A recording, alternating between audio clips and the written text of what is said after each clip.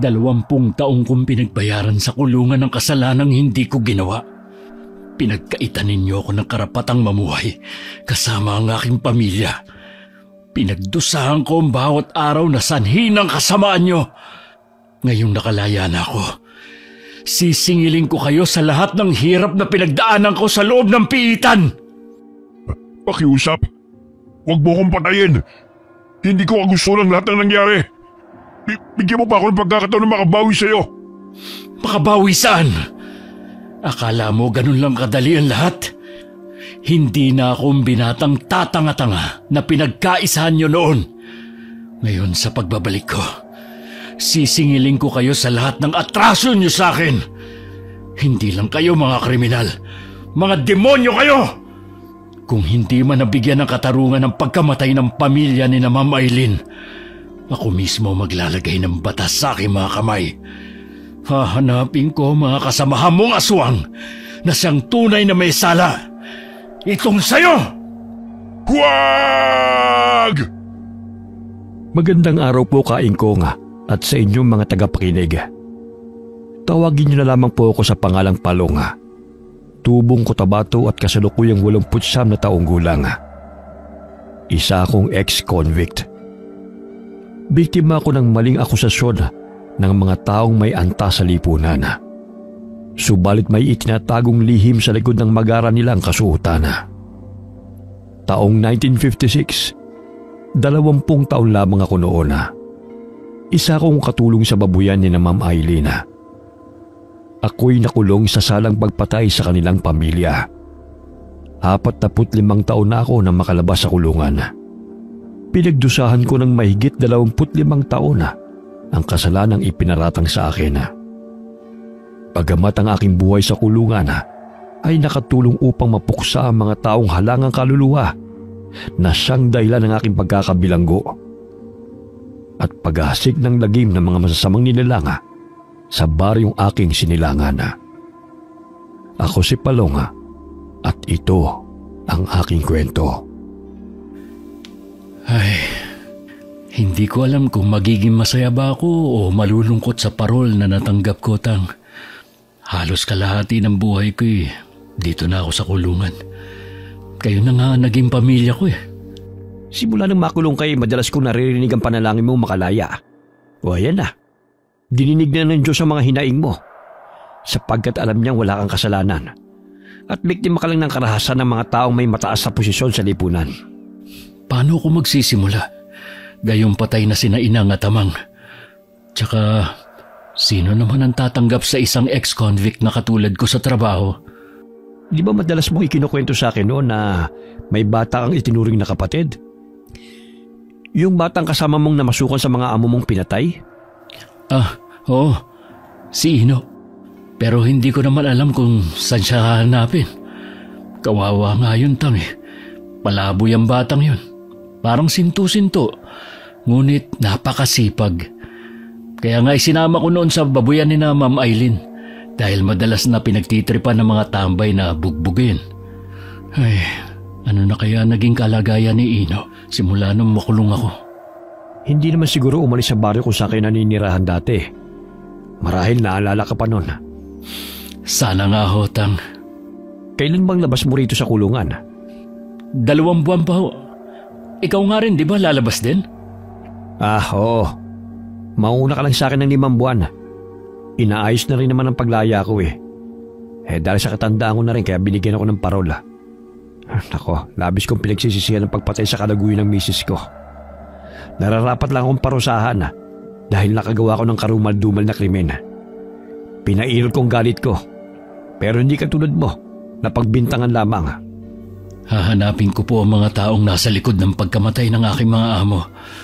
Hanggang ngayon, malinaw pa sa aking alaala kung paano nila paslangin sina Ma'am Eileen at Sir George. Hindi sila pangkaraniwang tao, Tatang Selmo, kundi para bang mga aswang sila. Sariwa pa sa aking alaala ang aking nasaksihan. May pumukpok sa aking ulo, kaya nawalan ako ng malay. Nang magising ako, nasa tabi na ako ni na Ma'am Eileen at Sir George na may hawak na itak at may mga pulis na sa aking paligid. Ayaw nilang maniwala na hindi ako ang salarin, kundi ang mismong pulis nang nagdiin sa akin sa kasalanang hindi ko namang ginawa. Matanda na rin siya ngayon. Hahanapin mo pa ba siya? Hindi magbabago ang isip ko, Tang. Hahanapin ko siya, pati ang kanya mga kasamahan. Marahil marami na rin silang nabiktima. Isa siyang aswang. Hindi ako nagkakamali. Kaso nga lang pinagtawanan lamang ako ng korte nang sinabi kong mga aswang ang may kagagawan ng krimen. Hindi pa rin naaalis sa aking isipan kung paano nila lapain ang katawan ng aking mga amo. Kitang-kita ko kung paano naging mabalasik ang kanilang itsura bago lantakan ng laman ni na Ma'am Eileen. Pinalabas nilang nakahit-hit ako ng pinagbabawal na gamot. Pero hindi yun totoo. Hindi rin totoong pinagnakawan ko ang aking mga amo. Dahil napakabait nila at itinuring nila kaming pamilya ni Ino. Mula noon magpahanggang ngayon, di pa rin nagbabago ang mga kwento mo, iho. Lumipas man ang mga taon, ngunit ang sakit na nararamdaman mo'y sariwa pa rin. Hindi ko sukat akalain na sa kabila ng paggawa ko ng tama, ay may mga taong nagluklok sa akin dito sa kulungan. Alam mo anak, lahat ng bagay may rason kung bakit nangyayari. Isa na siguro yung naramdaman ko ang pagiging ama sa pamamagitan ng presensya mo. Minsan kasi hindi ako nadalaw ng mga anak ko. Habis na pangungulila ako sa kanila. Ngunit nung dumating ka, kahit pa paano naibsan yun. Salamat din po sa inyo, Tatang Selmo, dahil nariyan kayo para sa akin. Kaya't hindi ako ginagalaw ng mga siga dahil sa takot nila sa inyo. Matanda na ako, Palong. Aminado naman akong nung kabataan ko'y basagulero ko eh. Ngunit nung makulong ako, unti-unti nagbago ang pananaw ko sa buhay. Tumanda na lang ako na hindi man lang ako nabibisita ng mga kamag-anak ko dahil wala na akong silbi sa kanila. Magkaganon man, hihintayin ko kayo sa baryo. Sigurado naman may natira pang lupa na maaaring tirahan natin na pagmamayari ni na Inang. Sige, Palong. Ngunit gusto ko rin makita ang aking mga anak. 40 taon na akong nakakulong. Marahil marami na akong apo. Nang ibabaw ang lungkot at pangamba na aking naramdaman kaysa sa tuwa. Sapagkat ng panahon na yun ay hindi ko alam kung ano magiging buhay ko pagkalabas ko ng kulungan. Bagamat matindi ang aking pagdanais na hanapin ang mga tunay na salarin sa pagkamatay ng aking mga amo at sanhin ang aking pagkakakulong. Paulit-ulit pa rin nanunumbalik sa aking isipan ang kanilang mga mababalasik na itsura. 1 linggo na lamang makakalabas na ako ng kulungan. Baka ibang tao na nakatira sa dati naming bahay dahil matagal nang namayapa sina Inang at Amang. Oh, Palong, ating gabi na hindi ka pa natutulog. Pasensya na po, Tang, kung nagising ka dahil sa panay balikwas ko. Nainitan lang kasi ako eh. Nainitan o malalim ang iniisip mo? Parehas lang naman tayo eh. Maraming bagay ang bumabagabag sa isipan ko. Kung tatanggapin ba ako ng mga anak ko o itatakwil. Kung ano magiging buhay paglabas ko rito sa kulungan. Siguro nga baka hindi na ako kilala ng mga anak ko eh. Ay nako, talagang nasa huli ang pagsisisi anak. Huwag niyo sabihin yan, Tang. Alam kong naging mabuting ama rin kayo sa kanila kahit papano. Kaya lang, sinubok lang talaga ng pangyayari ang pasensya niyo. Kaya nagawa mo ang bagay na hindi mo naman gustong mangyari. Ay nako, talagang nasa huli ang pagsisisi anak. Sa loob ng maraming taon na magkasama kami ni Tatang Selmo, marami siyang itinuro sa akin Isa na roon ang paraan ng panggagamot at panghihilot niya sa tuwing kami nagkakasakit. Isa siyang tradisyonal na manggagamot at taga-Cotabato rin siya. Kaya't ang mga tattoo na iginuhit sa kanyang balat ay may iba't ibang ibig sabihin. Maging ako'y nahawa na rin sa kanya. Lahat kami magkakakos ay may tattoo sa katawan. Isa na rin sa libangan namin yun sa loob ng kulungan. Sumapit ang araw ng aking paglaya. Magkahalong lungkot at sayang na mutawi sa aming mga mukha. Saya dahil nagkaroon ng pag-asa ang bawat isa na makalaya. Sa gayon ay mabigyan ng pagkakataon na magbagong buhay at makasama ang pamilya. Lungkot sapagkat maaaring hindi na kami magkita-kita Kung mangyari man yun, ay laking pasasalamat ko na hindi sa loob ng kulungan, ngunit sa mundong malaya kaming gawin ang aming kagustuhan. Hindi lahat ng nakakulong ay may kasalanan. Katulad ko na pinagbintangan lamang. Oh, mga kosa, magkita-kita tayo sa labas ha. Pangako, bibisitahin ko kayo at dadalan ng pagkain. Bantayan niyo lang si Tatang Selmo ha. Mag-iingat ka anak ha. Teka lang. Ito pala yung kwintas oh. Isuot mo yan. Tiyak na makakatulong yan sa'yo. Sakali makaharap mo yung tao o mga nilalang na hinahanap mo. Pero Tang, importante sa'yo to, di ba? Binigay pa to ng inyong ama. Sa'yo na yan. Wala naman ako mapagbibigyan yan eh. Tsaka alam ko namang hindi tatanggapin yan ng mga anak ko kung sakaling ibibigay ko sa kanila. Kailangan mo yan. Kaya tanggapin mo na. Salamat, Tatang Selmo. Hihintayin ko po ang paglaya nyo.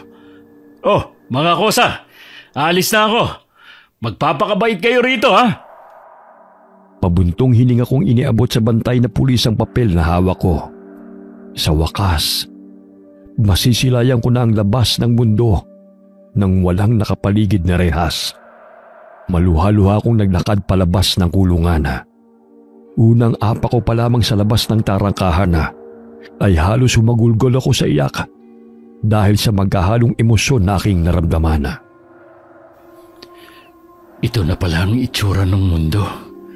Hindi ko akalain na makakalaya pa ako. Buong akala ko'y mabubulok na ako sa kulungan. Makikita ko pa kaya si Ino? Ano na kaya ang itsura niya ngayon? Sumakay ako ng bus patungo sa baryo namin. Wala akong dalang pera. Nakiusap na lamang ako sa driver. Bumaba ako sa sitio kung saan kami naninirahan. Naglakad-lakad ako hanggang sa matanong kong nagkakainitan ng dalawang tao. Aray! Aray naman, Ale! Gusto ko lang naman makinig sa radyo eh. Inaabangan ko lang naman kung sinong pumatay kay Emilio at Cynthia sa drama. Teka, Ale. Nasasaktan siya sa ginagawa mo. Maaring tigilan mo na ang paghahampas sa kanya ng walis? Napatigil ang babae sa paghahambalos ng walis sa lalaki nang sawayin ko. Hindi ko mawari na sa tuwing tinititigan ko ang lalaking wala sa tamang pag-iisip, ay naalala ko si Ino. May malaking nunalisa sa pisngi, katulad sa dati kong kaibigan. Maraming salamat sa pagtatanggol mo sa akin ha. Alam mo, salbahing babae. Palagi niya ako hinahampas ng walis. Gusto ko lang naman makinig ng radyo eh. Kasi nasira ang di baterya kong radyo. Pinapakinggan ko lang naman yung katatakutan. Aswang sila. Kinakain nila yung laman ng tao. Gaya ng ginawa ng aswang na kumain kina Ma'am Eileen noon. Ma'am Eileen? Kilala mo siya? Oo. Kaya lang patay na siya. Pinatay siya ng aswang. Kilala ko yung aswang. Hindi si Manong Palong, kundi yung totoong aswang.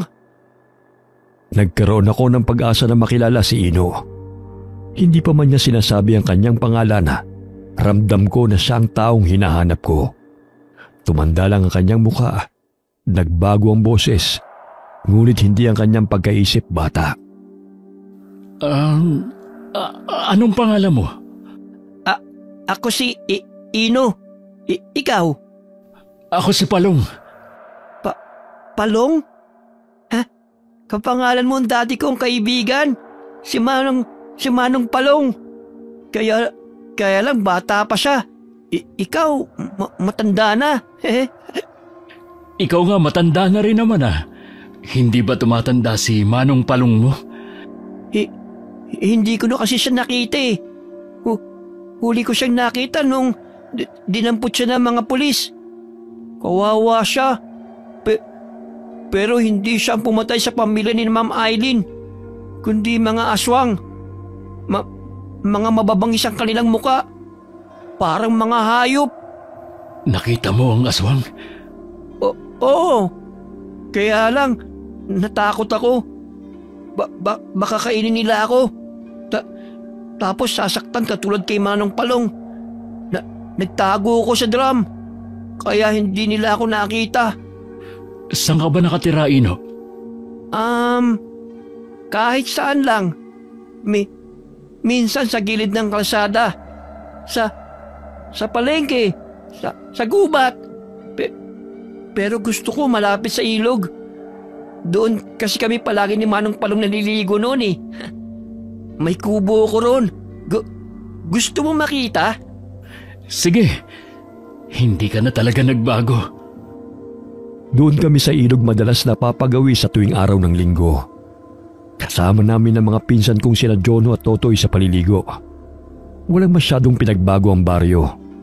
Maliban sa mga pamamahay na naroon at bagong mga mukha ng mga tao. Sa mahigit 20 taon kong pagkakakulong ay mistulang naging dayo ko sa sarili kong bayan. Nakasalubong ko ang pinsan kong si Rona sa daan at agad ko siyang nakilala. Laking gulat niya na makitang nakalaya na ako. Malamlam ang kanyang mga mata na niyakap niya ako at inanyayahan sa kanilang bahay sa bundok. Rona? Ikaw ba si Rona? Oo. Ako to, si Palong, ang pinsan mo. Mabuti naman nakalaya ka na. Halika muna sa bahay. Tamang-tama ubos na rin ng mga nilalako kong mga gulay. Teka! Magkakilala kayo ni Manang Rona? Bagong salta ka pa lang dito Pinsan ko siya. Naalala mo ba si Manong Palong mo? Ako yun. Tumanda lang. Totoo? Pero walang mga guhit sa balat si Manong Palong nung umalis Sa pinuntahan kong lugar may mga mahusay gumuhit. Wala kasing papel kaya sa balat nila ginagawa. Ganun ba? Ikaw ba talaga si Manong Palong? Hindi ako makapaniwala na narito ka na. Hinay-hinay naman sa paglamutak sa mukha ko. Maya-maya magkapalit pa tayo Ino, saan ka na naman ba nanggaling? Nadaanan ko kanina lang si Lucing. Parang nanggagalaiti na naman yun sa galit Bukang bibig niya ang pangalan mo. Ang sama ng ugali ng babaeng yun. Kesyo makikinig lang naman ako ng radyo Pinalis ako. Takot daw ang anak niya sa akin. Di ko naman sasaktan Doon ka na lang kasi makinig ng radyo sa bahay. Huwag na kasing magpupumilit kung ayaw ka nilang mamalagi sa bakuran nila. Ikaw kasi ang kulit-kulit mo Buong akala ko'y wala na akong madadatnang pamilya. Subalit ang kasiyahan ni Ino nang mapagtanto na ako ang Manong Palong na matagal niyang hinihintay ay hindi ko inaasahan Nawala ang pangamba na naramdaman ko dahil may taong naghihintay pa pala sa aking pagbabalik. Pumanaw na ang aking mga magulang at wala na roon ang nag-iisa kong kapatid. Sumama kami kay Rona sa bukid. Doon ikinuwento niya ang kahindik-hindik na patayang nangyayari sa baryo. Nakikita ko sila tuwing gabi. Ayaw maniwala ng mga tao sa akin. Sabi nila, may saldik daw ako sa utak. Hindi totoo yun. Sila ang pumatay kay Ma'am Eileen at Sir George. Noong isang araw, nakita kong lalaki. Lalaki. Hinalukay niya yung tiyan ng babae. Tapos, kinuha niya yung laman. Muntik na niya akong mahuli. Pero, tumakbo ako. Mabilis. Sobrang bilis. Kaya hindi niya ako naabutan. Totoo bang sinasabi mo? Oo. Matalim ang ngipin niya. May kutsilyo siyang panghiwa. Tsaka, nakita ko may baril din siya. Insan, totoo bang sinasabi ni Ino? Oo. Noong una hindi ako naniniwala. Pero nang gabihin kami ni Berto sa pag-uwi galing palayan, hinabol kami ng 2 malahayop pang wangis. Sa takot namin tumakbo kami. 2 silang humahabol sa amin. Kaya lang bigla silang umatras nang ilabas ni Berto ang karet na dala niya at kiniskis sa itak na dala ko. Akala ko'y tumigil na sila nang makulong ako. Marahil ang mga katulad nila ang pumatay ka na, Sir George. Kaya't kailangan ko silang hanapin. Naniniwala akong hindi ikaw ang pumatay sa mga amo mo. Alam mo ba nung makulong ka, pansamantala lang natigil ang patayan. Matapos ka mahatulan, bumalik na naman ang patayan. Pero hinuhuli nila ang mga binata na pagkamalang mga rebelde. Pero alam kong hindi sila ang mga salarin dahil mga nangunguling lang sila. Lagim sa dilim. Madalas ko silang nakikita sa dilim. Kaya mag-iingat ka. Etong bawang, asin, tsaka may tanso kong patalim oh. Nakikita mo tong likod ko? Kinalmot niya yan. Gusto niya akong kainin.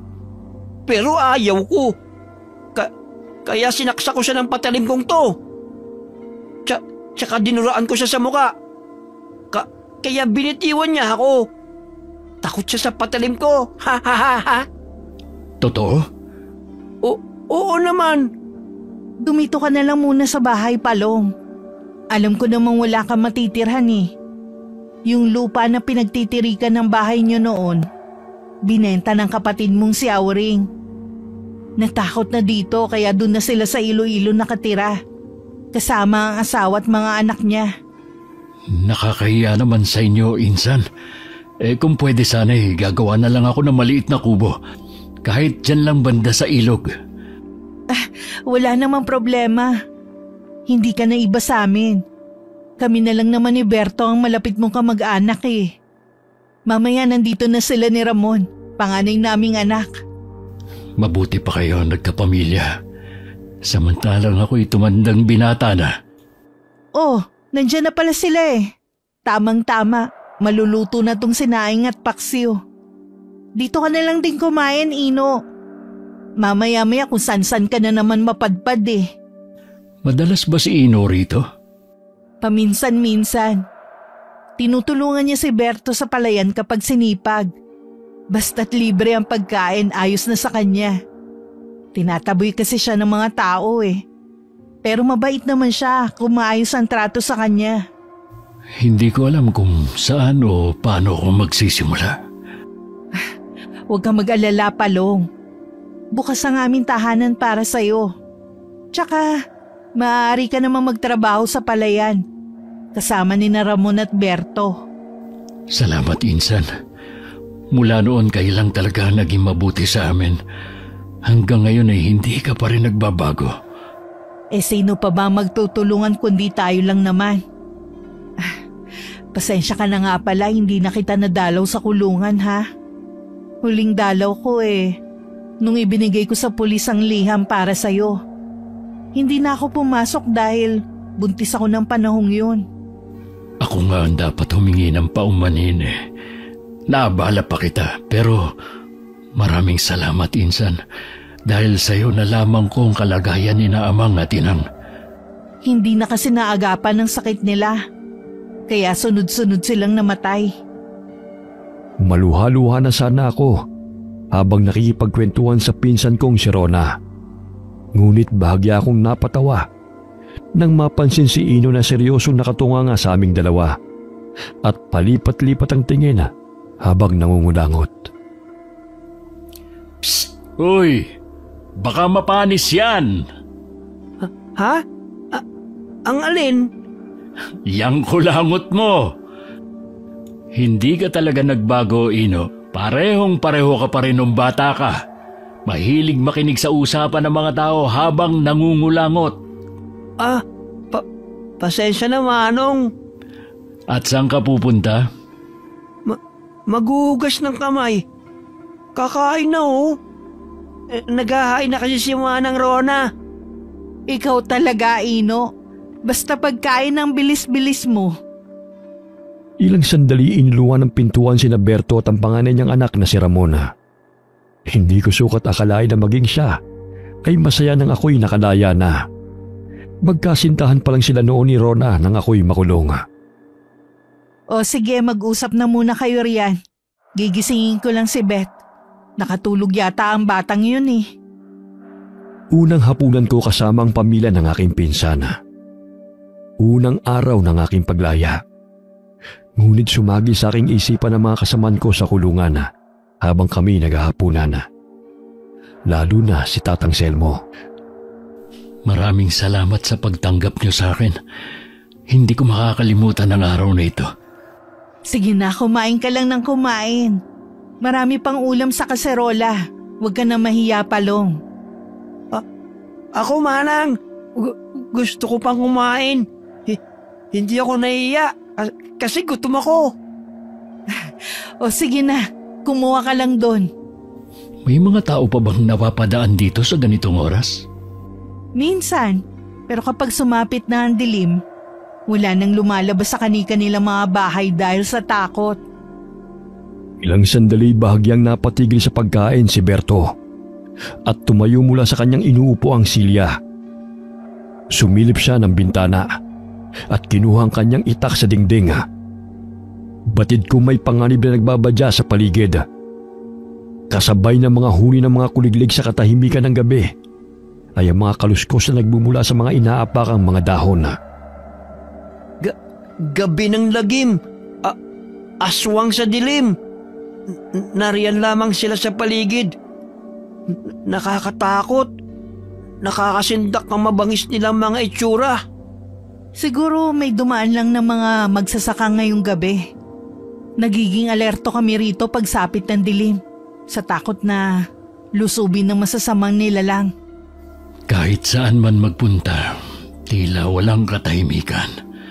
Katulad na lamang sa kulungan kapag naroon ka, kung saan-saan na napapadpad ang isipan mo. Dito sa labas, hindi pa rin ligtas. Mas nakakatakot pa nga eh, dahil hindi mo alam kung sino ang kalaban. Manang Rona, sinimot ko ng tutong na kanin. Sayang eh. Ay nako, Ino. Sige na, ilagay mo na lang ang mga pinggan sa lababo. Bukas na lang natin hugasan yan. Manang Rona, parang may nakamasid dito sa bahay. Saan? Ayun oh. Nasa malayo siya. Hindi ko makita ang muka. Pero sigurado akong tao. Nasaan siya? Ayun, tumakbo na siya. Baka gustong humingi ng pagkain. Kaya lang naubos ko na ang kanin eh. Hayaan mo na siya. Kakatok yan kapag gustong humingi.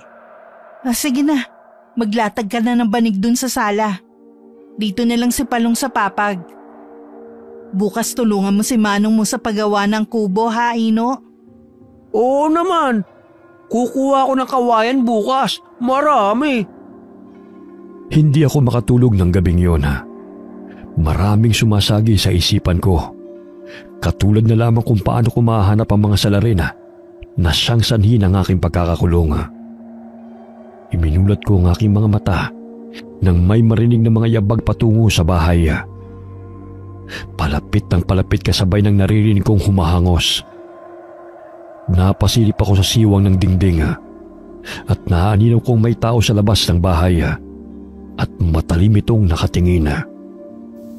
Sino na naman kaya yon? Malalim na ang gabi, kaya marahil ay gumagala ng sinasabi ni Ino na mga aswang sa dilim. Ang daming mga lamok naman to. Mahuli ko lang kayo. Titirasin ko yung mga bibig nyo. Napansin kong umalis ang taong papalapit na sana sa bahay nang marinig ang malakas na boses ni Ino. Ano kaya ang pakay ng taong yan? Tsaka sa ganitong oras pa siya pupunta? Parang hindi normal na tao yun.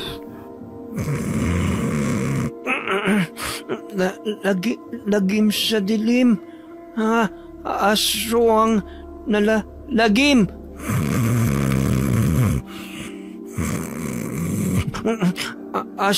Aswang na lagim. Ang dilim. Ay, grabe naman tong si Ino. Ang ingay matulog. Nagsasalita habang nakapikit. Hoy Ino, natutulog na ang mga tao. Ang ingay-ingay mo naman dyan. Pinilit ko na lamang na ipikit ang aking mga mata. Ngunit hindi pa rin naalis sa aking isipan ang taong nakita ko sa labas ng bahay ni Rona hanggang ako'y nakatulog. Kinabukasan, nagising ako sa ingay ni Ino. Gutom na naman siya at nakikipagtalo kay Ramona. Oh, bakit parang masama ang gising mo, Ino? Ito kasing si Ramon eh. Ayaw kong ipagtimpla ng kape. Uy, bakit parang galit ka pa sa may-ari ng bahay? Dapat nga matuwa ka dahil pinatuloy ka nila. Ang damot-damot. Isang tasa lang naman ang hinihingi ko eh. Parang nakainom ka na nga eh. Oo. Kaso, gusto kong dagdagan ng isa pa. Naku, kaya naman pala ayaw kang bigyan eh. 2 tasa pa ang gusto mong inumin? Bitin eh.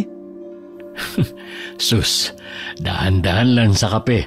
Mamaya nervyosin ka na niyan. Sige na nga. Kukuha na lang ako ng kawayan na gagawing kubo. Mamaya na nga lang ulit ako magkakape. Basta Ramon ha. Bigyan mo ako mamaya ha. Isip bata pa rin si Ino, kahit na 33 na ang kanyang edad. Padabog niyang tinungo ang lugar kung saan siya kukuhan ng mga kawayan. Ilang sandali narinig kong sumigaw siya ng malakas na animoy na takot. Oh, ano kaya nangyari sa kanya? Tinubuan nga ng nerbyo sa katakawan sa kape. Puntahan mo nga siya, Palong. Baka kung napano na yun. Wah! May patay! Pinatay! May dugo! Ano ba nakita mo't bakit takot na takot ka riyan? Ang kalabaw kinain ng aswang. Wala nang laman. Grabe. Wasakan siya ng kalabaw ah. Hindi normal na hayop ang lumapa sa kalabaw na yan. Diyos ko, ang kalabaw ni Berto. Halos nasimot na ang laman. Aswang! Oo, aswang ang pumatay. Nakita ko. Aswang din ang pumatay sa babae sa bukid.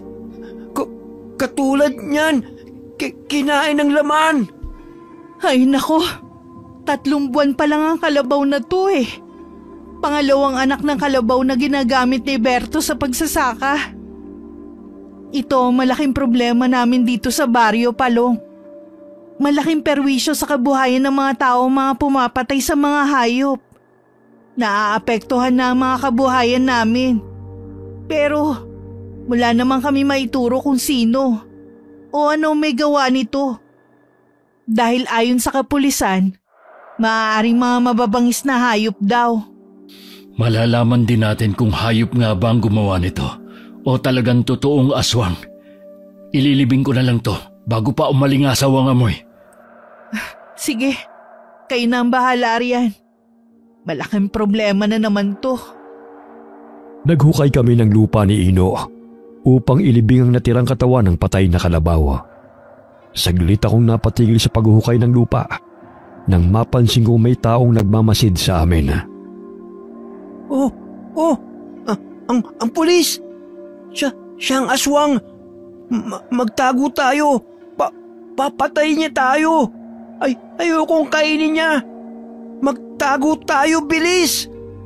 Kumalma ka nga. Walang aswang. Tirik na tirik ang araw oh. Nakita ko siya! Ang aswang na umatay sa babae! May baril! May pangil! Sinong babae? Sa maisan! Siya ang aswang! Nakita ko! Hindi ako nagsisinungaling! Oh siya, naniniwala na ako sa'yo. Tigilan mo na yung pagsasabunot sa buhok mo. Pumasok na tayo sa bahay! Aswang siya! Hindi ko maintindihan ang takot ni Ino ng sandaling yun.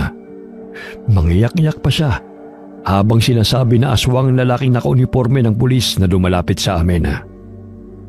Magandang araw sa iyo, Ginoo. Bago ka rito Opo sir, magandang araw po. Ano bang inilibing mo na yan?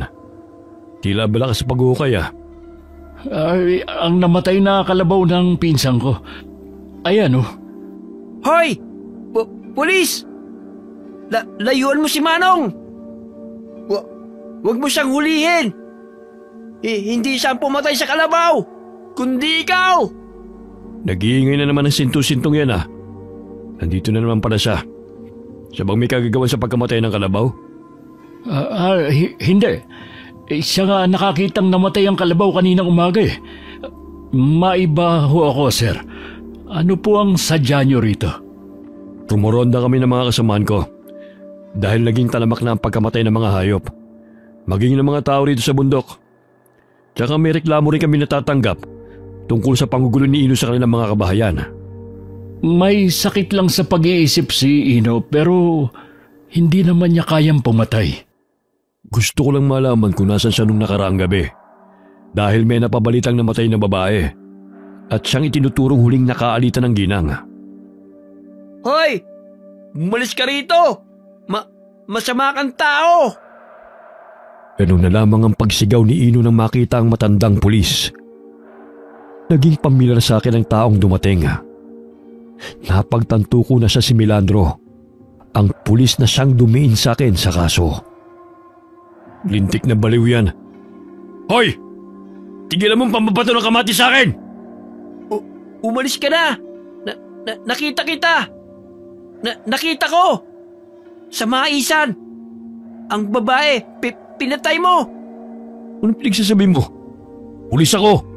Hindi ako mamamatay tao! Mawalang galang na po, sir.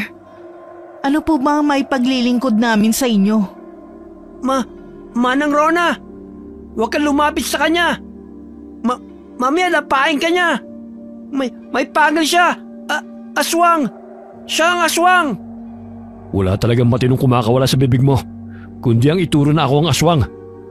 Gusto ko lang malaman, Manang, kung nasa ng sintu-sintu na yan nung nakaraang gabi. Dahil may inireklamo sa amin na may natagpo ang namatay na babae at siya ang itinuturo na huling nakaalitan.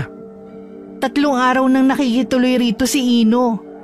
Tsaka tumutulong yan kay Berto sa palayan. Kaya malabo po na si Ino may gawa ng pagpatay sa babae kung siya ang pinaghihinalaan mo. Tsaka takot niyang pagalitan Isang sigaw lang sa kanya, umiiyak na yan. Naninigurado lang po kami dahil hindi malabong kaya rin niyang pumatay, lalo na't wala siya sa tamang pag-iisip. Naku sir, hindi po magandang basta-basta na lamang po kayong mamimintang ng walang matibay na ebidensya. Magsiyasat po muna kayo na maigi. Baka nagkukunwari lang ang tunay na may sala at ipapaako lamang sa mga inosente. Huwag kayong mag-alala. Hahanap ako ng matibay na ebidensya na siya makakapagturo sa tunay na pumapatay dito sa baryo. Bantayin niyo yung sintu-sintu niyo kasama. Baka nagwawala yan. Kapag nalaman ko nang gugulo siya sa mga tao, titiyakin ko na matutulog siya sa kulungan. Hoy! Ikaw ang dapat makulong! Ikaw ang pumapatay sa kanila! Isa pang sigaw mo, dadamputin na kita at kakalad ka rin patungong presinto. Pagpasensyahan niyo na po si Ino, sir. Isip bata siya at wala sa tamang pag-iisip. Matalim na tumitig sa akin si Milandro. Animoy kinilatis ang buong pagkatao ko. Maya-maya'y umalis siya kasama ang 2 pulis. Siya na pala si Milandro. Kahit matanda na'y matikas pa rin ang kanyang katawan. Hindi ba siya ang dumiin sa'yo sa kaso? Ang angas-angas niya dito sa baryo. Tinatatakutan nga siya ng mga tao Manong Palong, may alam ako. Ano yun, Ino? Huwag mong sabihin sa iba nakita ko na may kasama siyang kumakain ng tao. Doon sa tuktok ng bundok. Doon nila dinadala pagkain nila. Ang babae sa maisan. Nakita ko kiniladkad nila sa bundok. Bata, ang lalaki. Nako, Insan. Huwag mong paniwalaan ang lahat ng sinasabi ni Ino sa'yo. Minsan dahil sa nalilipasan ng gutom, kung ano-ano na ang kinikwento niya, na hindi naman kapanipaniwala. Tara na, Ino. Kumuha na lang tayo ng mga kawayan para makapag-umpisa na tayo sa paggawa ng kubo. Nailibing ko na ang patay na kalabaw. Tsaka hindi na tayo maaaring bumalik sa kubo na tinutuluyan mo dahil sira na yun. May parte sa isipan kong maaaring nagsisinungaling si Ino. Ngunit matapos namin kumuha ng mga kawayan ay sinabihan niya akong sumama sa maisana kung saan pinatay ng aswang ang babae na nakita niya. Mababanag ang takot sa kanyang mukha. May mga natuyong dugo rin sa mga dahon. Napagtanto kong hindi siya nagsisinungaling. Manong, hindi sila pulis. Ang totoong pulis patay na. Nakita ko. Pinatay sila ni Melandro at ng kasama niya. Anong ibig mong sabihin? Sa bundok, nakatira. Mga aswang sila. Sinuot nila yung damit ng mga pulis. Totoo ba yung sinasabi mo? Oo. Nakita ko sila. Pinatay nila ang totoong pulis. Sumagi sa isipan ko na maaaring tama ang sinasabi ni Ino. Sapagkat naging sunod-sunuran ng dalawa sa lahat ng ipinag-uutos ni Melandro. Ang mga taga-baryo walang sapat na kaalaman tungkol sa mga taong nagtatrabaho sa gobyerno. Kaya't kung may napapagawi man roon katulad ng pulis o sundalo ay laking takot nila dahil sa pag-aakalang sila'y may nilalabag na batas at huhulihin sila. Nagtataka ako kaingkong kung bakit imbis na sundalong nasa bundok ay may 3 kapulisan na rumoronda roon at si Melandro lamang ang pumupunta ng bayan. Ngunit ayon sa mga tao ay nagbabantay yun sa baryo dahil sa sunod-sunod na patayan na nagaganap. Sige na, umuwi na tayo para masimulan na natin ang kubo. Gutom na ako. Tiyak na nakapagluto na ng pananghalian si Manang Rona. Nagpaampon ka na talaga kay Rona, ha? Siya lang yung nagbibigay sa akin ng pagkain. Hindi niya ako pinapalo. Sige, tara na para makapagsimula na tayo sa gagawin nating kubo. Kain muna tayo. Humihilab ng tiyan ko eh. Oo na, kakain na tayo. Pero dapat tumulong din tayo sa kanila sa palayan para hindi naman nakakahiya sa kanila. Tumutulong ako kay Mang Berto sa pag-aabon at pag-aani. Masipag ako, Manong. Yun naman pala eh. Mabuti naman kung ganon. Napatigil kami sa paglalakad ni Ino nang makasalubong ang 2 pulis na kanyang tinutukoy na kasamahan ni Melandro. Hindi sila katulad ng mga pulis na nakakasalamuhan namin sa loob ng bilibid. Ramdam ko ang kakaiba sa kanilang mga itsura dahil hindi sila makatingin ng diretsyo nang binati ko sila. Maangas ang kanilang aura, ngunit hindi man lamang makatingin sa akin ng diretsyo. Bahagya rin silang umiwas nang mapansin ang suot kong medalyon na ibinigay ni Tatang Selmo. Nakita mo ba yun, Manong? Parang palagi silang galit. Tapos ang panghin ng kanilang amoy. Baka kilikili mo lang ang nasisingot mo. Ay, oo. Ang baho nga. Nakalimutan ko. 2 araw na pala akong hindi nakakaligo sa ilog.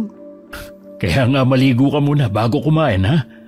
Mamaya mawalan pa ng ganang kumain ng katabi mo. Sige. Manghihiram na lang ako ng sabong panglaba kay Manang Rona. Napalingon ako sa 2 taong nakasalubong namin. Napansin kong matalim nila akong tinatanaw habang lumalakad palayo. Natapos namin ni Ino ang kubo bago sumapit ang dilim. Gawa lamang naman ito sa nipa at kawayan. Ilang araw ang lumipas. Naging palaisipan sa akin ang mga sinabi ni Ino tungkol sa aswang at sa mga pulis.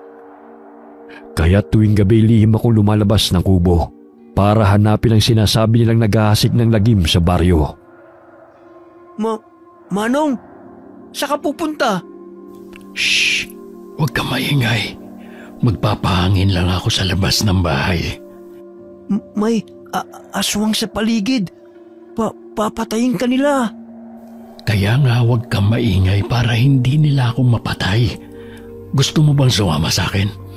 Ituro mo sa akin kung saan mo sila madalas nakikita. Sige po. Basta huwag kang lumika ng anumang ingay. Lahat ng sasabihin ko'y susundin mo. Nagkakaintindihan ba tayo, Ino? Oo, Manong. O siya, kunin mo yung karet sa ilalim ng higaan natin. Dadaling ko ang kutsilyo ko. Tanso ito. Napulot ko sa daan matagal na. Isasaksak ko ulit sa aswang. Ikaw ang bahala. Basta sundin mo ang mga sasabihin ko. Huwag matigas ang ulo, ha? Inuntahan namin ang lugar kung saan madalas nakikita ni Ino ang sinasabi niyang aswang. Malalim na ang gabi at tanging ang maliwanag na buwan ang nagsisilbing ilaw sa madilim na paligid. Layo-layo ang mga kabahayan, kaya malayang nakakapaghasik ng lagim ang mga masasamang nilalang sa kabundukan. Diyan sa kubo na yan, nakatira ang mga aswang. Kita ko, pati ang pulis na matanda, aswang siya.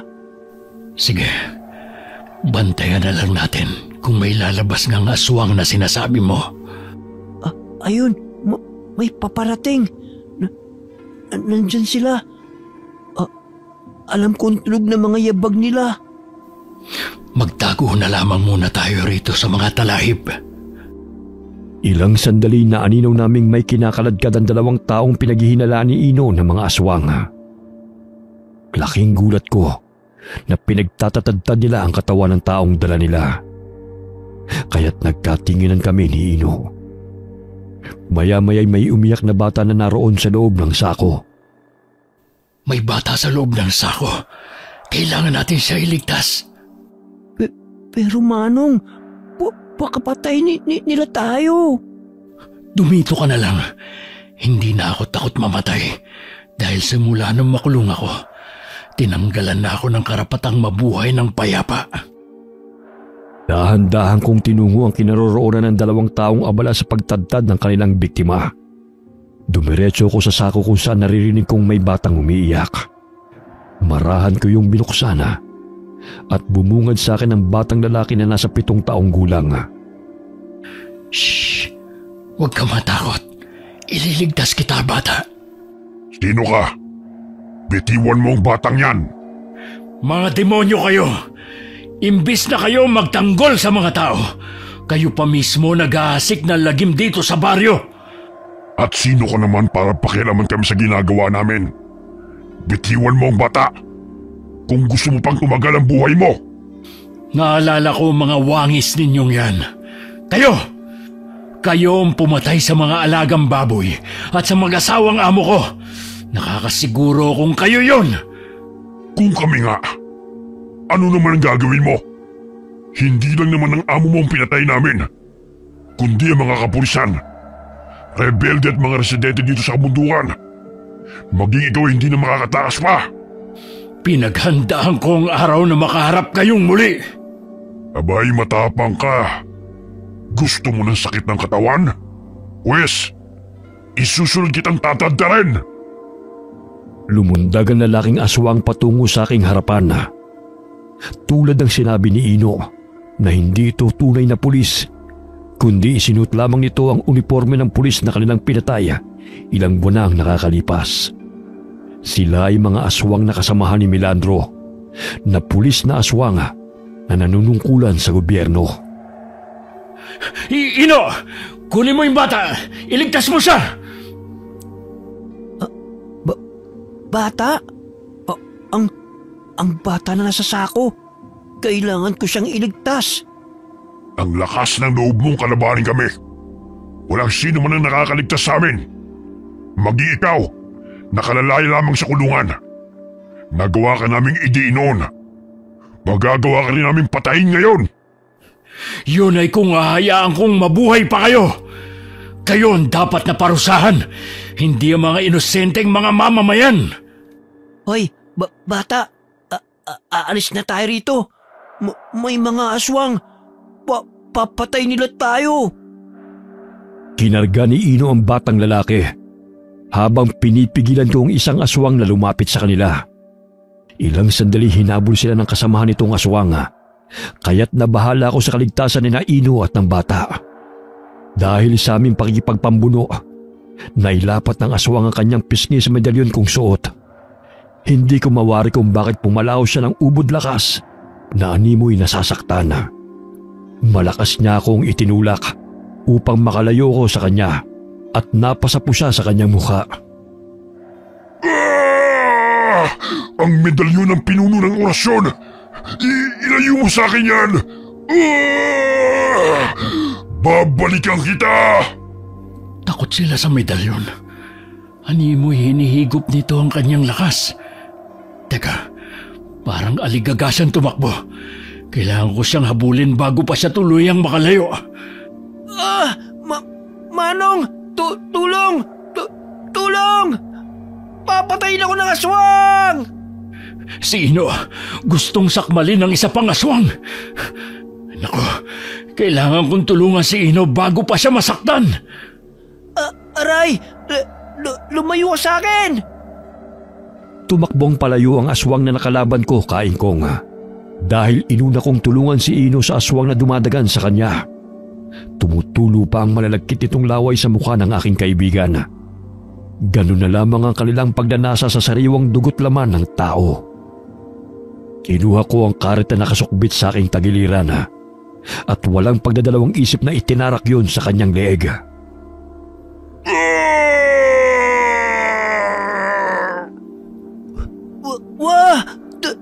Dugo! Dugo! Mamamatay na ako! Tulong! Tulong! Hindi mo yan dugo, kundi sa aswang yan. Buhay pa ako? Paulit-ulit kong inundensa ng saksak gamit ang karet at sinipa ko siya nang makitang puno na ng sugat ang kanyang katawan. Ganun na lamang ang panggigigil ni Ino nang siya'y makabangon at sinuntok-suntok ang mukha ng aswang na muntik nang pumatay sa kanya. Gusto mo pa talaga akong patayin, ha? Yan! Yan ang dapat sa'yo! Eto pa! Ang sama-sama mo! Ino, tama na yan. Natatakot na ang bata sa'yo. Hindi! Kailangan kong patayin ang aswang na to! Masama sila! Kinakain nila ang mga tao! Itali na lang natin sa puno para hindi na makatakas pa. Hindi na yan sisikatan pa ng araw at mamamatay na rin siya dahil sa lalim ng natamo niya mga sugat. Aswang siya! Hindi siya totoong pulis! Pinatay nila ang totoong pulis! Nakita ko, Manong! Pinatay nila ang pulis! Oo na, naniniwala na ako sa'yo. Kumalma ka na at buhatin mo na ang bata dahil nanginginig na siya sa takot. Ako na ang bahala sa aswang na ito. Nakatakas ang isa. Alam kong magsusumbong yon sa kanyang mga kasamahan. Tignan mo ang itsura niya, oh. Nanlilisik ang kanyang mga mata at lumalabas ang kanyang mga pangil. Hindi siya tao. Aswang sila. Ayaw maniwala ng mga taga-baryo sa akin. Sabi nila, baliw ako. At hindi pulis ang pumapatay. Yan, oh. Tignan mo ang kanilang itsura. Hindi ka lang nila naiintindihan. Alam kong hindi tunay na pulis ang pumapatay, kundi ang nagkukunwaring pulis na mga katulad nila, nakasamahan ng tunay na pulis na si Milandro. Naguguluhan lang ang mga taga-baryo sa paliwanag mo, Ino. Oo, yun. Aray, ang sakit ng braso ko. Bumao ng mga kuko niya kanina eh. Lintik na aswang na yan. Tama na yan. Lupaypay na yan, kahit paulit-ulit mo pantadyakan. Hindi pa nakontento si Ino. Kumuha siya ng mga baging at ipinulupot yon sa leeg ng lalaking aswang. Halos lumuwa ang mga mata nito habang nakalawit pa ang dila.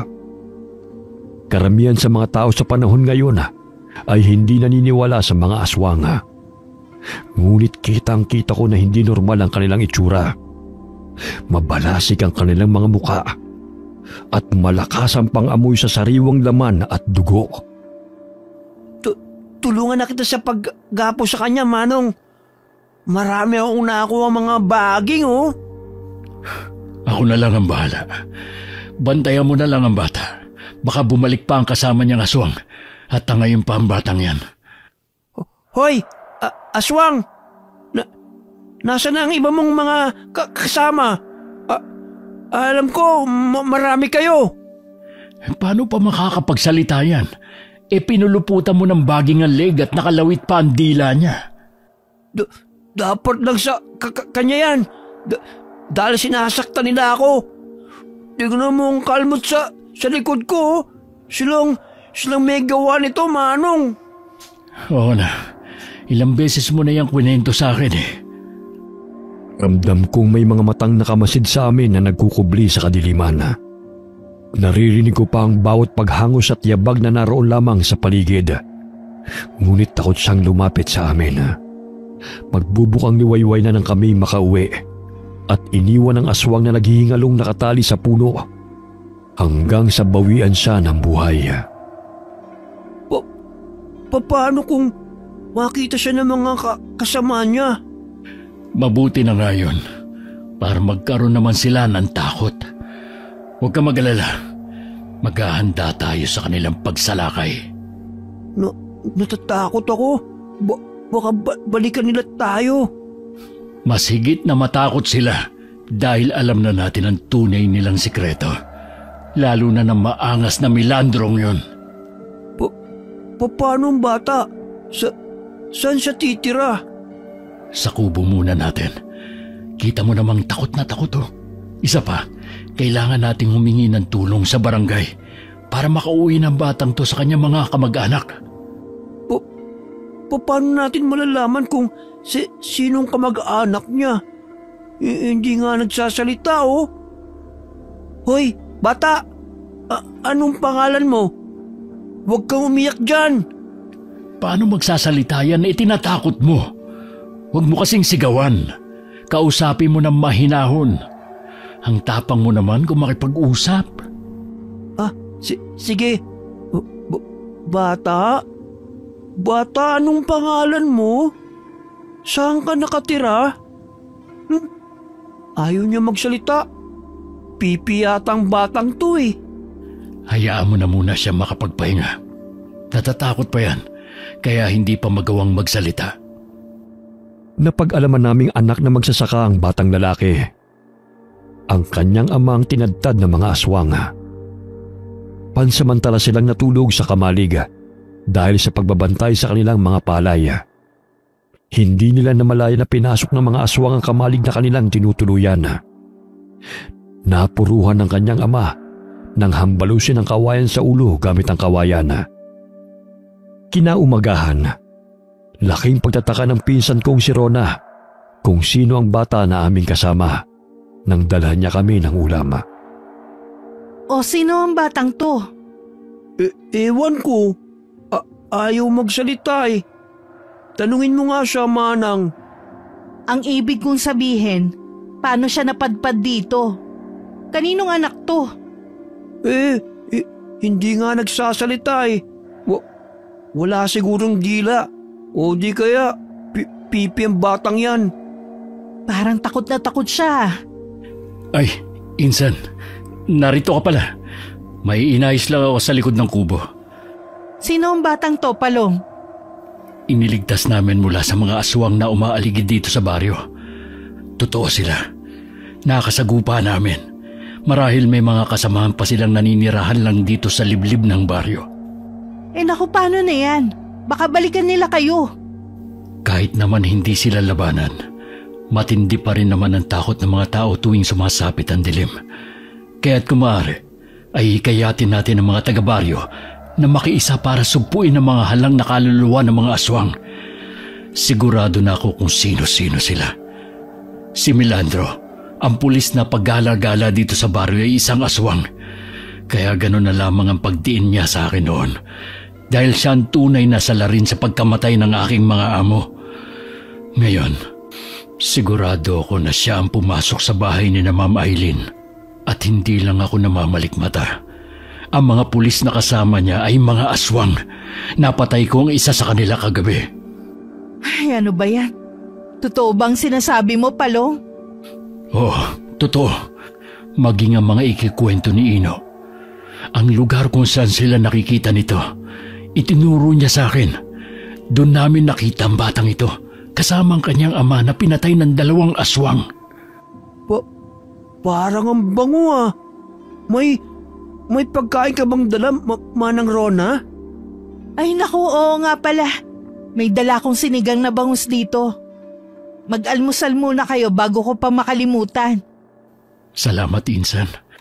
Basta ang biling ko sa inyo, napaghandaan natin ang mga naghahasik ng lagim dito sa baryo. Hindi na ako natatakot na makulong muli, pero sisiguruhin kong mapapatay ko silang lahat. Ay, ano ba yan, Palong? Basta mag-iingat ka. Lahat naman kami dito handa sa pagsugod ng mga kriminal na yon. Pero hindi ko inaasahang nakasagupa at nakaharap mo na ang isa sa kanila. Kitang-kita ng 2 mga mata ko. Mga aswang sila at sila ang mga kasakasama ni Milandro sa pagroronda dito sa baryo. Aswang din pala si Milandro. Kaya pala walang kriminal lang nahuhuli. Kung meron man, mga walang kamuwang-muwang ng mga residente. Hindi pa kami tapos sa pagkain ng umagahan ay naaaninaw ko mula sa bintana ang papalapit na si Milandro. Mababanag ang galit sa kanyang mukha. Kaya't agad akong lumabas ng kubo dahil alam ko kung ano ang kanyang pakay. Oh, mabuti naman nagkita tayo muli. Ikaw pala si Palong. Bagong laya sa piitan. Kumusta naman ang buhay mo ron? Anong sadya mo, sir? Kay aga-aga mo namang rumonda. May krimeng kasing naganap kagabi. May nakapagsumbong na pag-alaga na ka raw dito sa baryo. Sino naman po nagbigay sa iyo ng impormasyon na yan? Isang residente. Ngunit hindi ko maaaring sabihin siya kung sino. Dahil confidential ang bagay na yan. Ano po ba ang gustong ipahiwatig ng impormante mo? Gusto lamang kitang imbitahan sa stasyon ng pulisya. Hanggat wala kayong warrant o ebidensya na ipapakita sa akin, hindi ako sasama sa inyo. Tsaka maaaring napagkamalan lang ako ng impormante nyo. Lalo na't ex-convict ako. Tapos ako na agad ang ituturo? Hindi kaya yung nagsumbong sa inyo ay ang totoong salarin? Huwag tayo magpadalos-dalos sa pamimintang, sir. Dahil may nakapagsabi rin sa akin na ang naghahasik ng lagim dito sa baryo ay isang respetado at kinatatakutan ng mga tao. Hindi na nagpumilit pa si Milandro na isama ako sa istasyon ng pulisya. Dahil alam niya at alam ko rin kung sino ang impormante niya. Yung isang aswang na nakatakas at nakasagupa namin. Tila hindi maipinta ang mukha ni Milandro nang lisanin niya ang aming kinaroroonan. Ngunit batid kong hindi siya titigil hanggat hindi niya ako napapatay. Sapagkat unti-unti ko na natutuklasan ang kanyang lihim.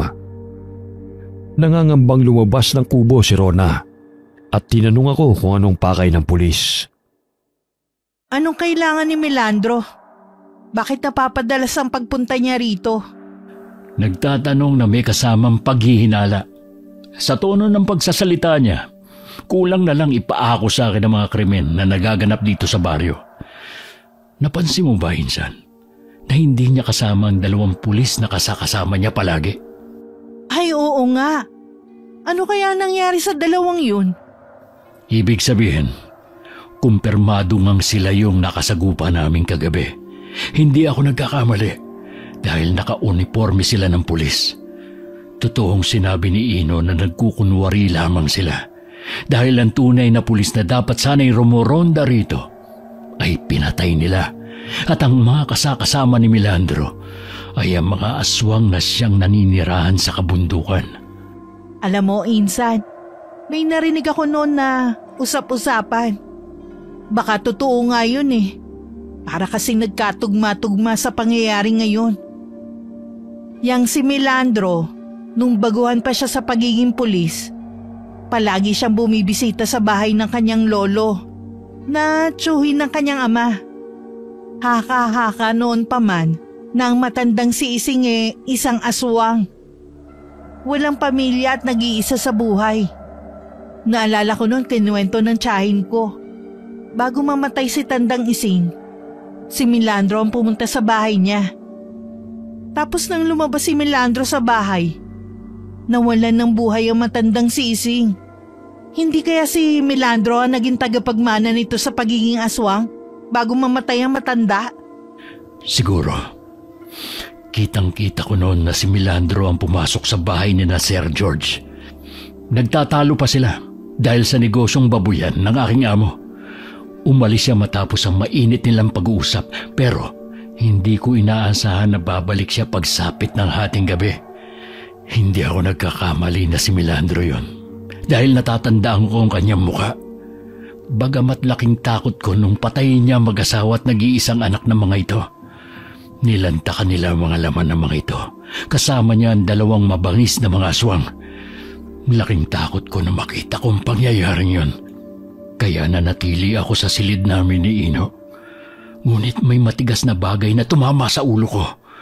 Pagkagising ko kinabukasan, nakita kong daron si Melandro kasama ang ibang mga pulis at mga tao na tinuturo ako bilang salarin na siya mismo may kagagawan. Pinagkibit-balikat lang namin noon ang usap-usapan na yun. Dahil akala ko naman hindi totoo. Pero ngayon natagni-tagni ko ang pangyayari. Ay, siya pa nga ang dapat na tagapagtanggol dito sa baryo. Pero siya pa pala ang nagpapahamak sa mga tao. Paano natin mapapaniwala ang mga taga-baryo na aswang si Melandro? Hindi naman natin sila basta-basta mapapaniwala. Lalo na't ex-convict ako at hindi nila ako paniniwalaan. Ngunit gagawa ako ng paraan upang matigil na ang kahibangan ng Melandrong yan. Napahinto kami sa pag-uusap ni Rona nang marinig kong pumalahaw si Ino. Kaya't dali-dali kami pumasok sa kubo. O Ino, bakit ka na naman sumisigaw dyan? Ito kasing bata, inubos ang ulam. Napakatao niyang kumain. Ay naku, akala ko kung ano na Salbahe kang bata. Bakit ba inubos ang ulam? Hindi ka nga nagsasalita. Pero napakatakaw mo sa pagkain. Hayaan mo na siya. Nakakain ka na naman Bisita natin siya. Kaya't huwag mo na siyang awayin. Kung hindi ka lang namin bisita, inupakan na kitang bata ka. Inubos mo yung ulam? Painis? Ikaw talaga, Ino. Parang 5 taong gulang ang pag-iisip mo. Ay sige na, iligpit mo na ang pinagkainan natin. Maya-maya ihatid na natin ang batang yan sa kanila. Alam mo ba kung taga saan ang batang yan, Palong? Hindi nga Limitado lang ang kanyang salita nang tanungin ko. Tsaka takot na takot pa at ayaw lumabas ng bahay. Hindi naman tayo makakahingi ng tulong kay Kapitan Balita ko lumuwas ng bayan dahil nagkasakit raw ang anak niya kaya bumisita ron. Ganun ba? Pagpapahingahin ko na lang muna yung batang yan. Bukas na lamang namin ni Ino hahanapin kung saan siya nakatira. Siguro naman makapagsasalita na rin siya na maayos. Malalim na ang gabi. Nagising ako dahil sa ingay ng mga residente sa labas ng kubo na tinutuluyan namin. Agad akong bumangon upang harapin ang mga taong nagsisigawan. Sumunod din si Ino na nooy naghihikab pa. Magandang gabi ho sa inyo. Malalim na ang gabi. Ngunit napasugod pa ho kayo rito. Carmel? May dala po ba kayong pagkain? Bakit naparito kayo? Tumahimik ka muna, Ino. Ako na lang ang kakausap sa kanila. Gusto kong sugurin ni Caromel dahil ayon sa kanila, mas lalong gumulo ang baryo ng manirahan ako roon. Naging talamak ang patayan at maaaring ako ang dahilan. Naku naman, Caromel. Alam naman natin na kahit hindi pa ako nakakalabas ng kulungan, naging talamak na ang patayan dito sa baryo. Ay sino naman ang nagsabi sa inyo na akong may kagagawa ng bagay na yon? Sana buksan niyo mga mata niyo, lalo na sa mga taong nakakausap at nakakasalamuha niyo, dahil ang inaakala ninyong tagapagtanggol ay siya pa pala ang tunay na nagpapahamak dito sa baryo. Matagal ako sa piitan, pinagdusahan ang kasalanang pinaratang sa akin. Hindi na ako papayag na ang katulad nyo ang muling aapak at sisira sa pagkatao ko. Tama! Tama! Umalis na kayo rito kung wala naman kayong dalang pagkain. Sa di kalayuan naaaninaw ko si Milandro na nagkukubli sa likod ng puno. Alam kong siyang may pakananalusubin ako ng mga tao. Magmasid kayo. Huwag maging bulag sa katotohanan na nasa paligid lamang ang traidor sa baryong ito. Maging ako'y nakalaban ko ang tunay na salarin. Tao sa umaga, demonyo sa gabi. Kaya maging kayo, mag-ingat. Hindi ako ang kalaban dito, kundi ang mga mapagkunwaring tao na nakakasalamuha nyo.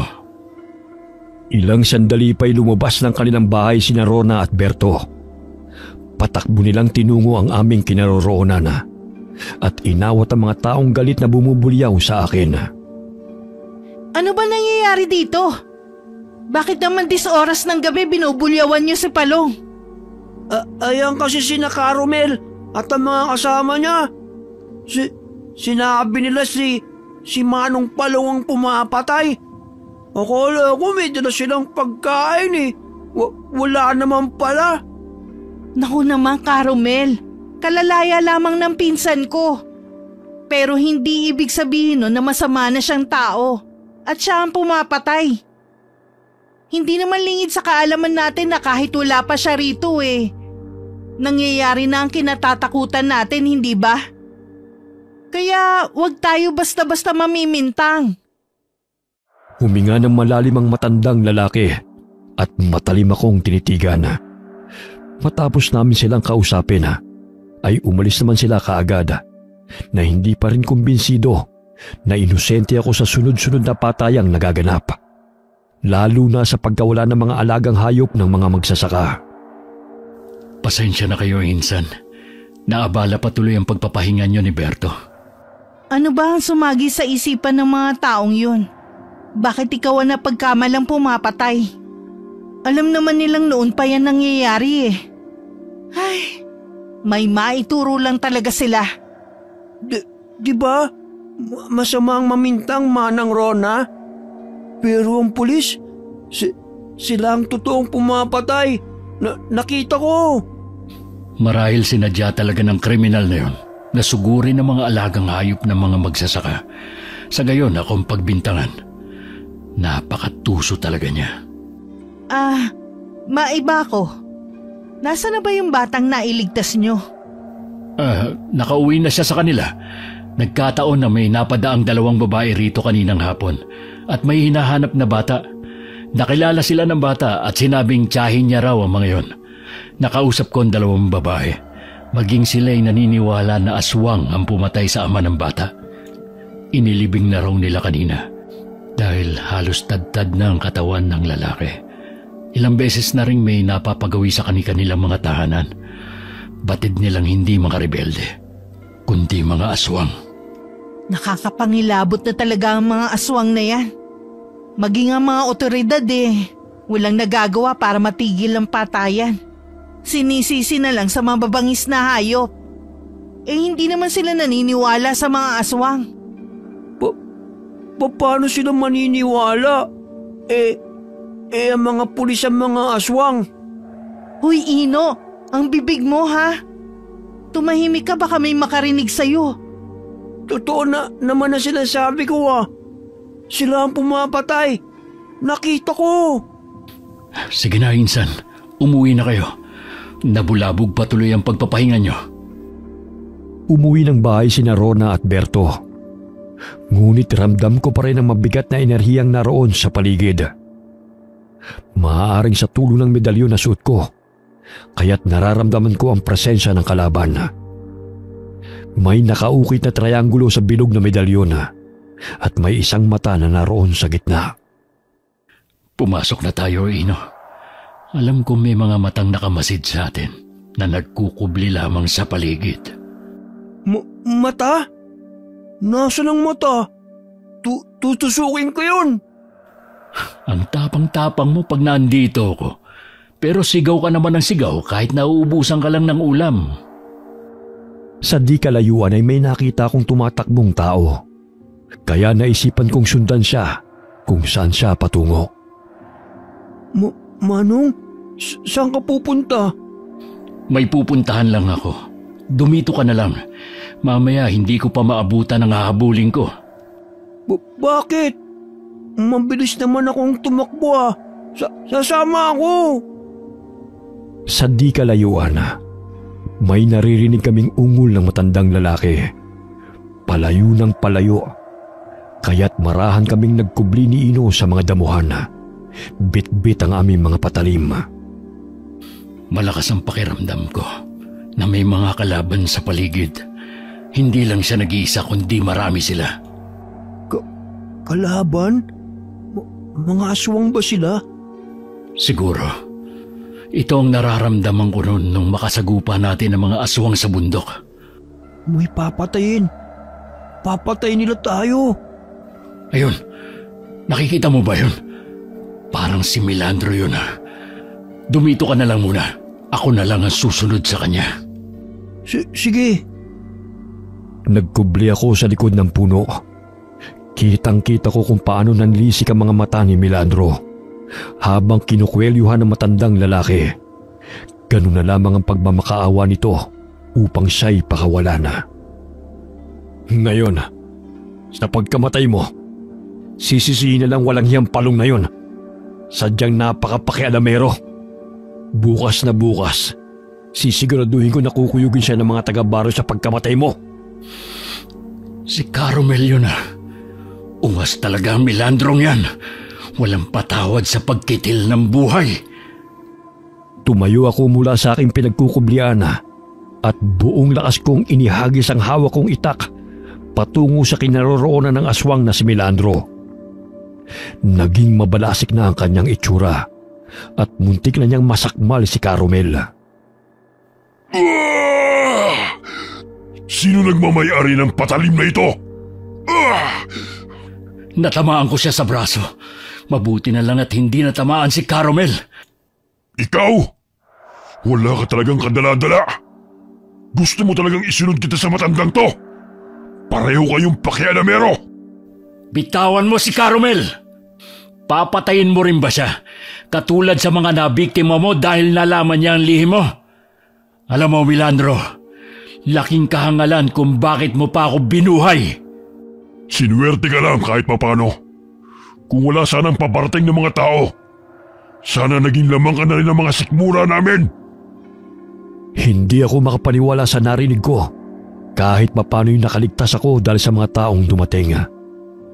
Lingid sa aking kaalaman, yun ay dahil kay Ino na nakalabas ng bahay at nakahingi ng tulong sa mga pinakamalapit na kabahayan. Nagkaroon ng pagkakataong makatakbo si Caromel palayo sa aswang na si Milandro. Ilang sandali lumapit ang mga kasamang aswang ni Milandro. Ganun na lamang ang takot sa mukha ng matandang lalaki nang makumpirma na hindi lamang mababangis na hayop ang pumapatay sa baryo, kundi totoong mga aswang. Samantala, Aray! Aray! Ang dami mga langgam mo! Gusto pa akong papakin! Hala! Si Caromel yun ah! Hoy! Saan ka pupunta? Ngayon, titiyakin ko mauubos ko ng dugo mo!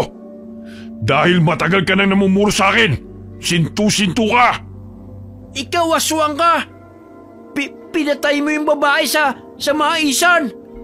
Ito ang asin! matakot ka sa asin. Aray! Aray! Tama na yan! Ang hapdi ng mata ko!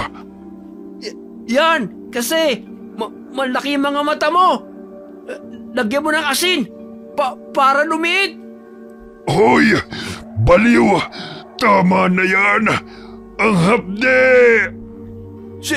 Sinong baliw, ha? Ikaw ang baliw. Dahil kumakain ka ng hindi masarap. Hindi naman pagkain ng mga tao, ah. Ikaw ang baliw. Bobo ka ba? Hindi mo alam ang pagkain? Hoy! Kanin! Isda! At gulay! Yun ang pagkain! Naaninaw kong tila naglalaro lamang si Ino habang sinasabuyan ng asin ang mukha ng aswang. Ganun na lamang ang palahaw nito dahil napupuwi ng matamaan ang kanyang mga mata. Pagapang na lumayo si Carmel kay Melandro, ngunit hinila nito ang paa na matanda. Kaya sinugod ko siya bitbit ang dala kong karet. Kinuha niya ang kanyang baril at itinutok yun sa akin. Mabuti na lamang mabilis akong nakailag nang iputok niya ang baril. Kahit papaano sinuswerte ka pa rin. Ngunit sa pagkakataong ito, sisiguruhin kong susunduin ka na ng kamatayan. Ako ang batas sa baryong ito. At kayong mga tao ay mga alipin ko. Ginagamit mo ang kahinaan ng mga tao. Ginagawa mo silang mangmang at pinapaniwala sa baluktot mong batas. Tinatakot para sundin ka nila. Hoy, para malaman mo, hindi lahat ng tao mapapasunod mo. Pagkakamali mo lang ay binuhay mo pa ako. Kahit papano, malakas pa ang kapit ko kay kamatayan. Ipuputok pa sanang muli ni Melandro ang baril. Ngunit malakas na hinampas ni Carmel ang kanyang kamay gamit ang nadampot itong sanga. Kaya't nabitiwan ito ang baril. Hoy tanda! Hindi ba't kinamumuhian mong lalaking yan?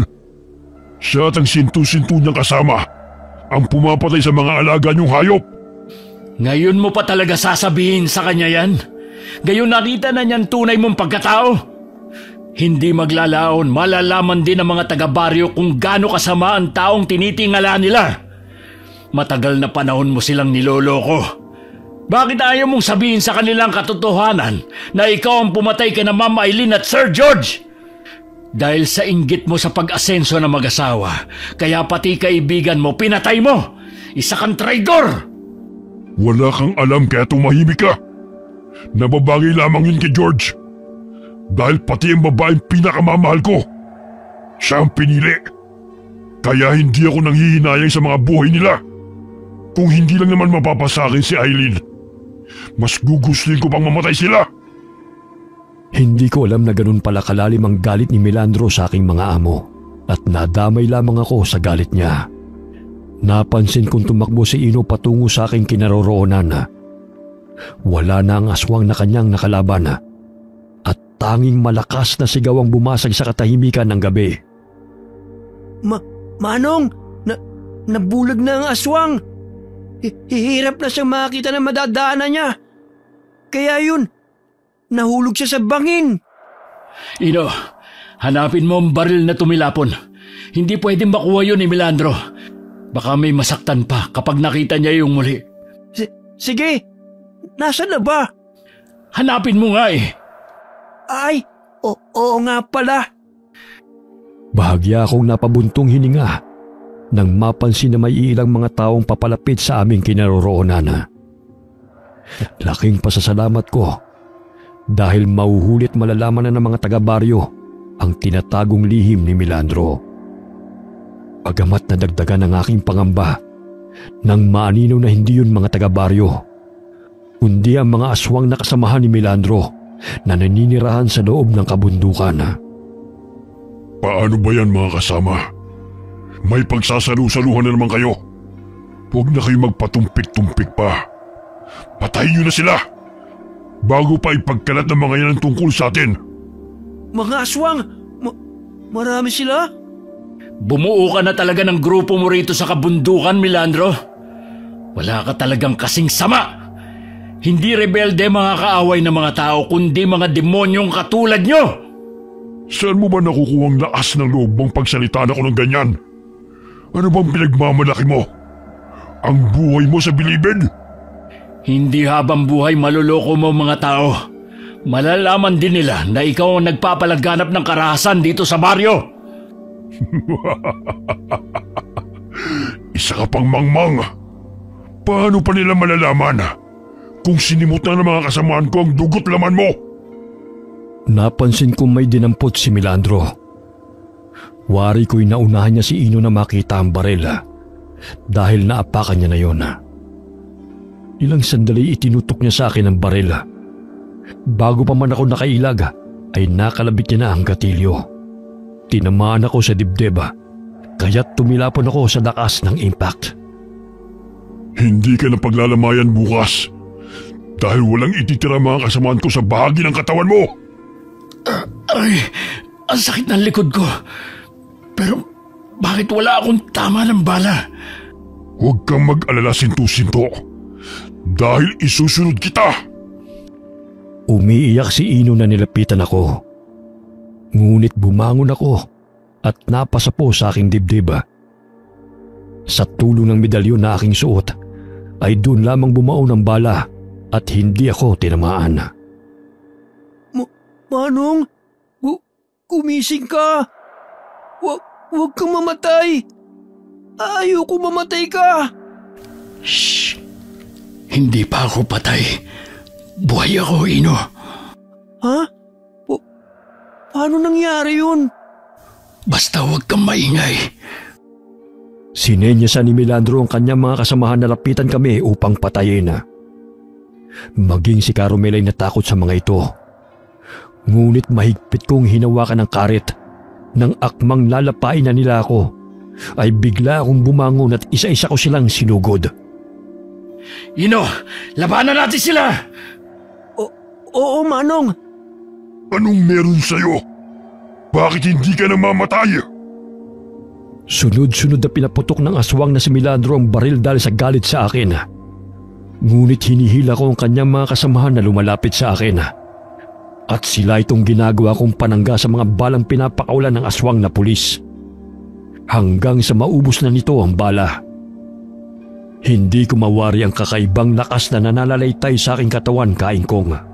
Marahil dahil yon sa medalyon na aking suot na pagmamayari ng isang maalam na manggagamot na babaylan. Hoy, Milandro! Wala ka ng kawala pa! Isa kang hangal! Manong, may mga tao. Tutulungan nila tayo para mahuli ang mga aswang. Tatakas pa sana si Milandro, ngunit buong lakas kong inihagis ang karit na aking hawak patungo sa kanya. Bigla siyang bumulagta sa lupa nang bumaon sa kanyang batok ang matulis na dulo ng patalim.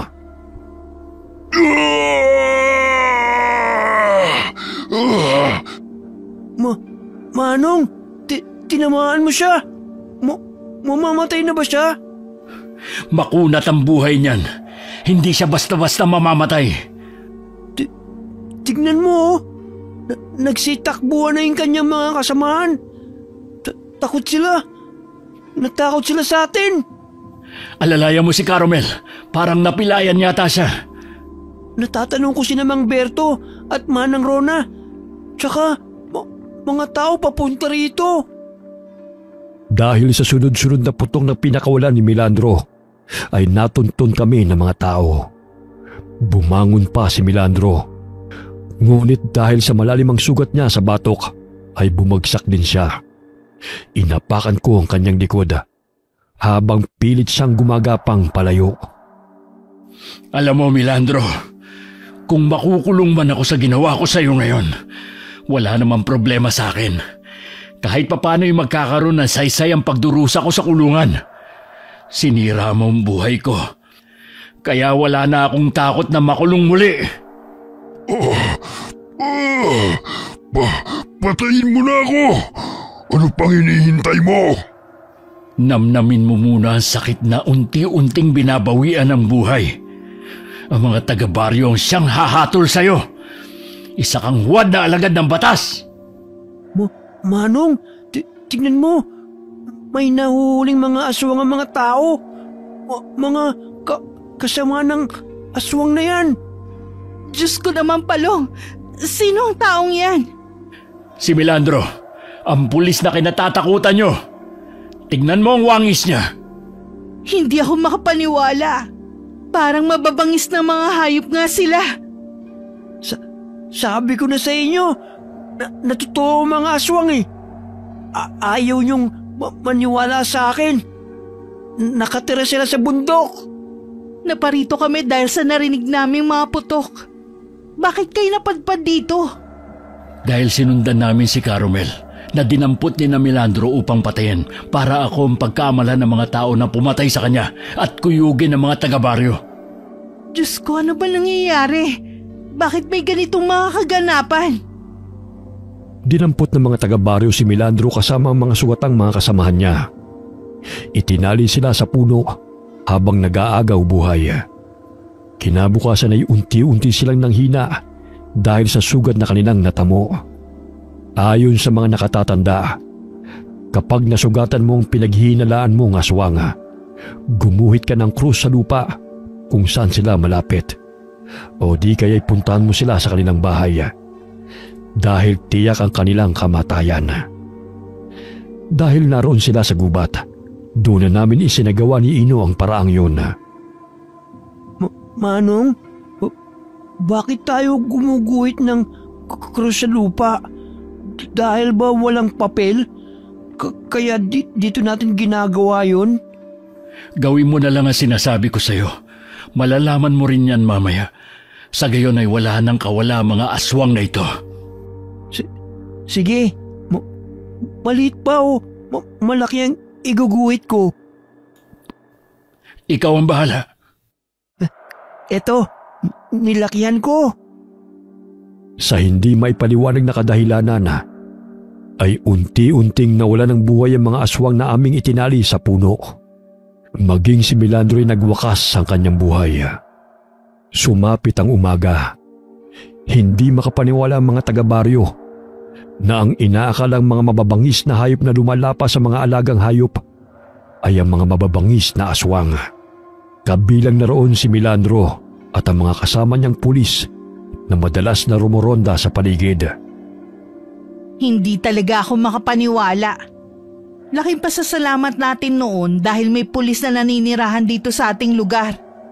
Pero hindi ko sukat akalain na siya rin pala ang sanhi ng patayan. Ang mga katulad nating nasa laylayan, imbis na tulungan ang mga nakaupo sa posisyon, ay sila pa itong naging dahilan ng ating pagbulusok pababa. Ginagamit nila ang ating kahirapan, kakulangan sa edukasyon, upang tayo ay malamangan. Hindi lahat ng nasa piitan ay may nagawang krimen. Karamihan sa amin doon ay nakakulong pero walang kasalanan.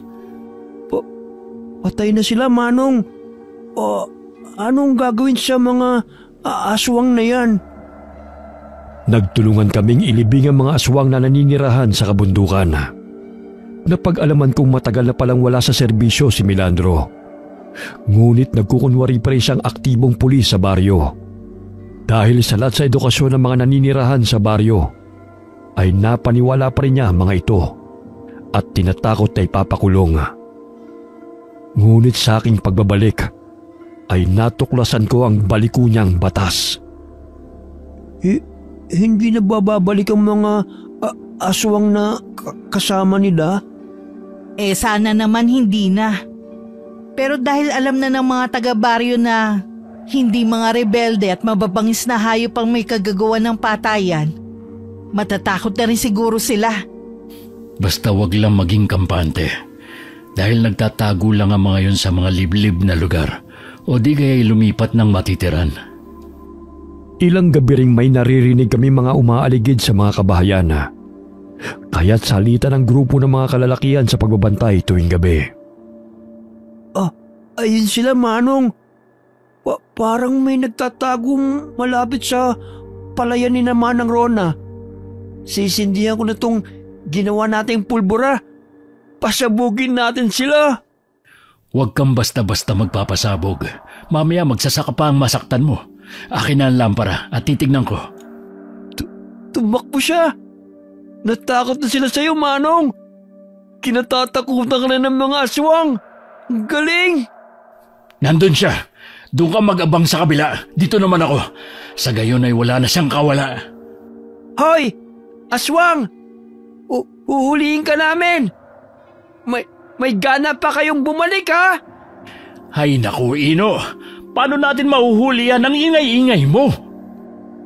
Nasambit ko na lamang habang hinahabol ang mabangis na aswang na aming natanaw sa palayan. Maya-maya'y may narinig akong malakas na atungal na mayahalin tulad sa baboy ramo, ngunit nangangarag ang tinig nito. Ayun! Tinamaan ko siya ng sibat! Sige! Tumakbo ka! Kung kaya mo! Oh, bakit hindi mo hinuli? Ang bilis niyang tumakbo eh! Parang kabayo! Pero tinamaan ko siya ng sibat! Narinig mo bang atungal niya? Nakatakas na naman. O siya, hayaan mo na lang yan. Natitiyak kong gutom na sila dahil wala na silang mabibiktima, maging ang mga hayop dito sa baryo. Naging mahina na rin ang puwersa nila dahil naging aktibo ang mga mamamayan sa pagbabantay sa mga katulad nila mga aswang. Hindi na ako takot sa kanila. Kapag kasama kita, Manong, takot na rin sila sa akin. Ganun ba? Di astig ka dahil kinatatakutan ka nila. Unti-unting naging payapa ang baryo mula sa pananalakay ng mababangis na hayop at mga aswang. Bumisita ako sa kulungan matapos ang problema namin sa baryo. Ngunit hindi ko na naabutan doon si Tatang Selmo. Kaya't pinuntahan ko siya sa address na binigay niya sa akin noon. Masaya akong malaman na kahit papano ay tinanggap siya ng kanyang mga anak. Bagamat 2 buwan matapos siyang makalaya, ay namaya pa siya at ibinurol ang kanyang labi sa bahay ng kanyang anak. Marahil ay hinintay lamang niya ang araw ng kanyang paglaya at makapiling ang kanyang mga anak bago pumanaw. Tinanggap ako ng aking mga kababaryo at nagbagong buhay. Ngunit dala-dala ko pa rin ang pait ng aking nakaraan at naging malaking aral sa mga taong nakapaligid sa akin na hindi lahat ng mga taong nakakulong ay nakagawa ng kasalanan. Bagkus ang iba'y naging biktima lamang ng makasarili at mapang-aping tao na may antas sa lipunan. Namuhay kami ni Ino bilang magsasaka kasama ang pamilya ng aking pinsan si Rona. Ngunit binansagan ako ng aking mga kababaryo na ex-convict na kinatatakutan ng mga aswang. Wakas.